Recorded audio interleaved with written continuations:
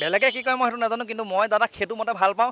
সেই মানুহজন সেইটো মতে ভাল পাইহে আচলতে গুৱাহাটী মা দেউতাক এৰি থৈ গুচি আহিছিলোঁ। কিন্তু তই কি বেলেগ ছেকেণ্ড জুবিন গাৰ্গ নেকি? মৰম মানে মোৰ দেহত এনেকুৱা এটা ঠাই নাই যে সেই দেহটোত মই জুবিন গাৰ্গক ভৰাই থোৱা নাই। আপুনি মোৰ জুবিন গাৰ্গক কি ক'ব? আপুনি গান দিব, কবিতা দিব, মই একজেক্ট জুবিন গাৰ্গৰ নিচিনা গাই দিম। শ্ৰীকৃষ্ণৰ হাঁহিটো চাব, দাদাৰ হাঁহিটো চাব এবাৰ, বুজি পাইছেনে?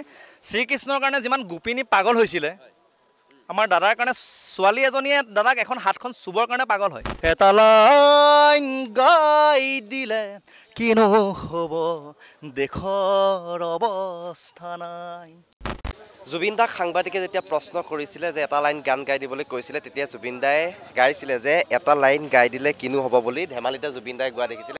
এটা লাইন গাই দিলে কিনো হ'ব, দেশৰ অৱস্থা। সেই ধেমালিতে গোৱা লাইনটো এতিয়া এটা গানলৈ ৰূপান্তৰিত হৈছে বুলি ক'ব লাগিব। আৰু যিগৰাকী কণ্ঠশিল্পীয়ে কণ্ঠদান কৰিছে গানটোত, কি ক'বা? যিহেতু এটা লাইন গাই দিলে জুবিন দাই ধেমালিতে এইটো গাই দিছিলে, তুমি কণ্ঠদান কৰিছা, কি ক'বা? মানে দাদাৰ কথা ক'লে ইতিহাস হয়। এনেকুৱা এটা আমাৰ কথা নাইকিয়া যিটো আপুনি ইউটিউবত নাপায়, ফেচবুকত নাপায়। তো সেই মানুহজনক আমি মই মোৰ মতে ভগৱান বেলেগ নাই, মই জুবিন গাৰ্গকহে ভগৱান বুলি কওঁ। আৰু যদি মা দেউতাৰ পিছৰ ভাল পোৱা ব্যক্তিজন, মোৰ মা দেউতাৰ, মোৰ ঘৰত এটা মোৰ ভাইটি আছে, 3টা মানুহৰ বাহিৰে যদি মোক ভাল পোৱা ব্যক্তিজন সোধে, কিন্তু জুবিন গাৰ্গ। সেই মানুহজন আজি নাই আমাৰ মাজত। সেইটো আপুনি মই উপলব্ধি কৰিছোঁ, মোৰ দৰে প্ৰতিজন অসমীয়া উপলব্ধি কৰিছে, অসমৰ হেৰাইছে আজি। তো সেইটো কাৰণে আচলতে মই এই গীতটো প্ৰস্তুত কৰিছোঁ। নাম্বাৰ 1 আমি জাষ্টিছ বিচাৰি প্ৰস্তুত কৰিছোঁ। দাদাৰ জাষ্টিছ লাগিব, একদম ডাইৰেক্ট আৰু চিধা কথা। তাৰ বাহিৰে আচলতে এই গীতটোৰ এনেকুৱা ধৰণৰ কথাটো হ'ল, আমি দাদাক যেতিয়া চিতাৰ জুইকুৰাত দাদাক জ্বলাই আছিলে, তেতিয়া আচলতে প্ৰতিজন অসমীয়াই আচলতে চাই আছিলে। অসমত এনেকুৱা এজন ব্যক্তি নাই যিজন ব্যক্তিয়ে মানে জুবিনদাৰ সেই নিউজ চোৱা নাই বা টিভি চোৱা নাই, বুজি পাইছেনে? তেতিয়া আচলতে যেতিয়া চিতাৰ জুইকুৰা যেতিয়া জ্বলাই আছিলে তেখেতক, তেতিয়া আচলতে প্ৰতিজন অসমীয়াৰ মনত কিবা কচা সাঁচি ৰাখিছিলে যে শেষ বিদায়ত দাদাক কিবা এটা কথা ক'বলৈ আছে। আপুনি ভাবিছিলে চাগে দাদা কিন্তু এই কথাটো ক'ব পোৱা হ'লে, ঠিক না মোৰ মনতো আহিছিলে। সেই কথাখিনিৰে আচলতে মই জুকিয়াই ৰাখিছিলোঁ সেইখিনি সময়ত যেতিয়া জ্বলাই আছিলে আচলতে। তাৰপিছত যেতিয়া জুকিয়াই ৰাখোঁতে আচলতে আমি পাছত সুৰত গানটো গাওঁতে এটা গীত হ'ল। গীত হওঁতে তেতিয়া মই এটা লাইন গাই দিলে কিনো হ'ব, দেশৰ অৱস্থা, এই নামটোৱে আমি নামাকৰণ কৰিছোঁ। গানটো অলৰেডি ওলাই গৈছে। মোৰ ইউটিউব চেনেল এটা আছে, ইমদাদ প্ৰটিম অফিচিয়েল। যদি কোনোবাই গানটো শুনা নাই শুনিব। তাত আচলতে মই দাদাক একদম মানে চিধা কথা কওঁ দেই, দাদাক মই মানে বেলেগ এটা অনুকৰণ কৰোঁ। মানে গানটো যদি চাই আপুনি, এতিয়াতো মই বেলেগকৈ আহিছোঁ বাৰু দেই, দাদাক যদি চাই আপুনি, মই ৰাউণ্ড কেপ এটা পিন্ধি থাকে, কালাৰিং ঘড়ী পিন্ধা দাদাই, মানে গোটেইখিনি মই দাদাক কিন্তু মই গোটেই ষ্টাইলটো আচলতে গানটোত দেখুওৱা হৈছে আচলতে। বেলেগে কি কয় মই সেইটো নাজানো, কিন্তু মই দাদাক সেইটো মতে ভাল পাওঁ। সেই মানুহজন সেইটো মতে ভাল পাইহে আচলতে গুৱাহাটী মা দেউতাক এৰি থৈ গুচি আহিছিলোঁ। কিন্তু বুজি পাইছেনে কথাটো? তো সেইবাবে দাদাৰ ষ্টাইলটো অনুকৰণ কৰা হৈছে। যাতে বেলেগে ক'ব তই কি বেলেগ ছেকেণ্ড জুবিন গাৰ্গ নেকি? ছেকেণ্ড জুবিন গাৰ্গ হোৱা হ'লে আজি 12 বছৰ হ'ল দাদাৰ কাৰণে ওলাই আহিছিলোঁ। কিন্তু আৰু ইয়াত অৰুণ গাৰ্গ, সি মোৰ ঘৰৰ কিনাৰৰ ল'ৰা হয়।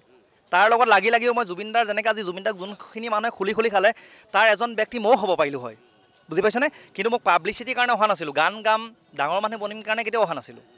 দাদাৰ চেহেৰাটো চাম বুলি আহিছিলোঁ, দেহেৰাই কেনেকৈ খোজ কাঢ়ে। তেতিয়া মই যেতিয়া ছেকেণ্ড ইয়েৰ পঢ়িছিলোঁ, তেতিয়া ফেচবুকত ইমান মানে দাদা লাইভ আহি নাথাকে, আমি ফেচবুকৰ বিষয়ে নাজানিছিলোঁ। হোৱাটছআপটো এতিয়া ওলাইছে ন, আজি 12 বছৰ আগত ওলোৱা নাছিলে বা ওলাইছিলে, কিন্তু তেনেকুৱা ধৰণে আমি দাদাক দেখি থকা নাছিলোঁ আচলতে, ঠিক আছে। তাৰপিছত কি হ'ল, দাদাই সেই খোজটো চাবৰ কাৰণে, হাঁহিটো চাবৰ কাৰণে আজি মই আহি পিনি মা দেউতাক আচলতে এৰি আজি গুৱাহাটীত এসাঁজ খাইছিলোঁ, এসাঁজ নোখোৱাকৈ বাছিলোঁ কিন্তু জীৱনত, দাদাৰ কাৰণে। কিন্তু ধেমালি কৰা নাই। মই আজি এটা কথা কওঁ আপোনালোকক, সাক্ষাৎকাৰক দেই, মানে আমি যেতিয়া কলেজত আচলতে ৰাতিপুৱা একো খাই নাযাওঁ, ঠিক আছে, আৰু ভাবোঁ যে আমি কলেজত খাম কেণ্টিন। তাৰপিছত কি হ'ল, ঘৰৰ পৰাও যিটো পইচা দিয়ে আমাৰ মানে নহয়গৈ, ঠিক আছে। তেতিয়া কেণ্টিনত খাম বুলি কওঁতে আমি যেতিয়া ৰুম পাওঁহি আহি, আকৌ কেণ্টিনত ভাবোঁ যে ঘৰত খাম যে আজি পইচা নাইকিয়া। যেতিয়া আমি ৰুম পাওঁহি আহি, তেতিয়া কিন্তু দেখোঁ যে ভাত চাত বনাই ৰেডি কৰোঁতে 6টা বাজে। তেতিয়া মই ভাবোঁ যে মইতো দিনটো খোৱা নাছিলোঁ ভাত। এই কষ্টটো কাৰ কাৰণে কৰিছিলোঁ জানেনে? জুবিন গাৰ্গৰ কাৰণে কৰিছিলোঁ। মৰম মানে মোৰ দেহত এনেকুৱা এটা ঠাই নাই যে সেই দেহটোত মই জুবিন গাৰ্গক ভৰাই থোৱা নাই। আপুনি মোৰ জুবিন গাৰ্গক কি ক'ব? আপুনি গান দিব, কবিতা দিব, মই একজেক্ট জুবিন গাৰ্গৰ নিচিনা গাই দিম। কিন্তু মই এতিয়া কেমেৰা আগত কওঁ, ছেকেণ্ড জুবিন গাৰ্গ এখন জীৱনত, এখন পৃথিৱীত নাই, আৰু 100 বছৰ জন্মও হ'ব নোৱাৰে। কিন্তু যিসকলে ছেকেণ্ড জুবিন গাৰ্গ হ'ম বুলি কৈছে, সিহঁতি আশাটো বাদ দিয়ক। নিজৰ প্ৰতিভাৰে গান গাইছে, মই চেলুট কৰোঁ, জুবিনে চেলুট কৰোঁ, কিন্তু বুজিছে নাই। কিন্তু মই কিন্তু পাব্লিচিটি হ'বৰ কাৰণে, মোৰ নামটো গ্লেমাৰ বনাবৰ কাৰণে মই জুবিন গাৰ্গক ভাল নাপাওঁ। কিন্তু বুজি পাইছেনে? দাদাই কৈছে যে মোৰ প্ৰতিবাদী সত্তাৰ পৰিধি তহঁতে বুজি নাপাবি। মই নদীৰ পৰা সাগৰলৈ যাব পাৰোঁ, সাগৰৰ পৰা নদীলৈ ঘূৰিও আহিব পাৰোঁ। মাথো মোৰ তেজ সলনি হ'ব, পানীৰ সোৱাদ সলনি হ'ব। পাৰে পাৰে এৰি থৈ যাম বালি বালি বালি, বালিবৰ হিংস্ৰ ঠাণ্ডাত উখহাই নিব তোৰ তেজ। খোজ কাঢ়িব পাৰ যদি আহিবি, মই চুমা খাম তোৰ ৰক্তাক্ত দুভৰিত। Be water be shapeless. মই সেই পানীৰ বৰণটো হ'ব বিচাৰি সাজি ৰাতিখন ওলাই আহিছোঁ। কিন্তু আপুনি যোৱাৰ বছৰ দেখিছে নি মোৰ ফেচটো? মোৰ নাম শুনিছে নি ইমদাদ প্ৰটিম বুলি? নাই শুনা। কিন্তু আজি মই ওলাই আহিছোঁ দাদাৰ জাষ্টিছ বিচাৰি। তুমি সামাজিক মাধ্যমত চৰ্চাত আছা অঁ, আৰু এই গানটো যিহেতু জুবিন দাই যিটো ধেমালিতে সংবাদ মাধ্যমৰ আগত গৈছিলে, তুমি কেনেদৰে চিন্তা কৰিলা যে এই গানটো গান হ'ব পাৰে? গান হ'ব পাৰে মানে চাওক, এতিয়া দাদাই যদি কথাটো কৈছে, আপুনি তেখেতক ভগৱান কেনেকৈ স্বীকৃতি নিদিব? নাম্বাৰ 1 চাওক, শ্ৰীকৃষ্ণৰ হাঁহিটো চাব, দাদাৰ হাঁহিটো চাব এবাৰ। বুজি পাইছেনে? শ্ৰীকৃষ্ণৰ কাৰণে যিমান গোপিনী পাগল হৈছিলে, আমাৰ দাদাৰ কাৰণে ছোৱালী এজনীয়ে দাদাক এখন হাতখন চুবৰ কাৰণে পাগল হয়। আপুনি কোনোবা ঠাইত দেখিছে যে মতা মানুহ এজনৰ হাতখন ছোৱালী এজনী নিজে চুবৰ কাৰণে পাগল হৈছে? কেতিয়াও হোৱা নাই। কিন্তু জুবিন গাৰ্গ বুলি ক'লে বেলেগ এটা ফিল কৰি দিয়ে মানে, যি মেৰিড হওক কোনোবা হওক, মানে জুবিন গাৰ্গ মানে চবৰে ঘৰৰ এজন সন্তান হয়। বুজি পাইছেনে? ককাই ভাই হয়। কিন্তু দাদাই তেতিয়া কৈছিলে যে এটা লাইন গাই দিলে কি হ'ব দেশৰ অৱস্থা। কিন্তু এইটো সাংঘাতিক কথা কৈছিলে মোৰ দৃষ্টিত কওঁ যে দেশৰ যি অৱস্থা হৈ আছে আজি, বুজি পাই, চৰকাৰীভাৱে হওক সামাজিকভাৱে হওক, আমাৰ মাজত আচলতে সেই মিলা প্ৰীতি একতাটো আচলতে নাইকিয়া হৈ গৈছিলে। যদি আপুনি বেলেগ বেলেগ দৃষ্টিত আচলতে দেশৰ অৱস্থাটো মানে আমি ৰূপান্তৰ কৰিব পাৰোঁ। মোৰ দৃষ্টিত হৈ আছে এতিয়া আপোনাৰ জাতি মাটি ভেটিৰ কাৰণে হৈ আছে, নহয় জানো? ঢেৰ কিবাকিবি হৈ আছে, ধৰি লওক ৰাজনীতিৰ কাৰণে হৈছে, পলিটিক্স হৈ আছে।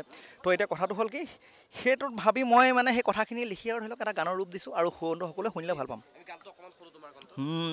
এটা লাইন গাই দিলে কিনো হ'ব দেশৰ অৱস্থা নাই, তুমি নাথাকিলে কিনো কৰোঁ ভাবি পোৱা নাই।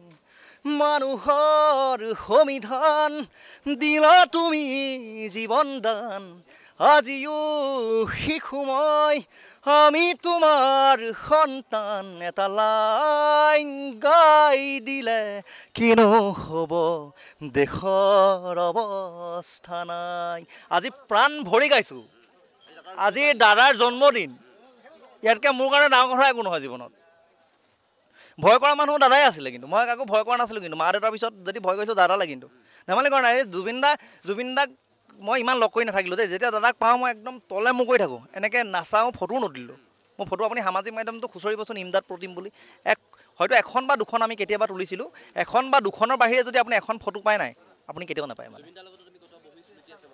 বহুত স্মৃতি আছে। মই দাদাক হয়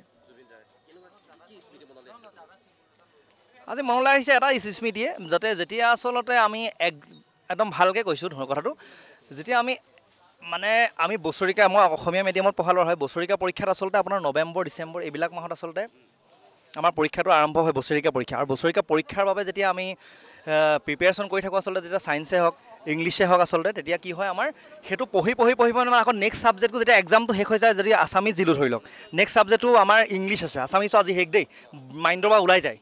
আকৌ ইংলিছটো আমি প্ৰিপেৰেশ্যন কৰোঁ, কৰি একেবাৰে শেষৰ দিনা আপোনাৰ কেনেকুৱা লাগিব আপুনি চিন্তা কৰক। আপুনি নিজেও চাগে সেইটো পৰিৱেশ পাই আহিছে জীৱনত, চাইল্ডহুডটো, নহয় জানো? কেতিয়া আপুনি পাহৰিব নোৱাৰে সেই চাইল্ডহুডটো। যেতিয়া আপুনি পাই আহিছে, তেতিয়া এক্সামটো দিলে একদম মাথাৰ পৰা আমি চব বস্তু উৰি গুচি গ'ল আচলতে, ঠিক আছে? তেতিয়া দাদাৰ আচলতে জানমণি আহে, অঞ্জনা আহে, মন চিৰিজৰ কিছুমান এলবাম আহিছিলে, অবুজন মন। যেতিয়া আমি শুনো যে শুনিল গগন জুৰি জ্বলে হেজাৰ তৰা, দুচকু জ্বলে কাৰ দুটি নয়ন তৰা, এইবিলাক যেতিয়া শুনো, পলাশৰ ৰং লগা নাই, সূৰুজৰ ৰং গলা নাই, যুগৰ কৰংক হিয়াৰ বেদনা উতি ভাহি যায়। এতিয়া শুনিব পাৰিব আপুনি সেইটো গান? পাব নি এতিয়া? এই মোৰ মন গানটোৰ পিছৰ পৰা যদি আপুনি গান আহে যদি জুবিন দাৰ, হয়তো আৰু বাকী যদি আছে এটা দুটা গান শুনিব পাৰিব। এটা মানে জীৱনৰ এটা আমাৰ জীৱনৰ অধ্যায় শেষ হৈ যাব আৰু। হয়।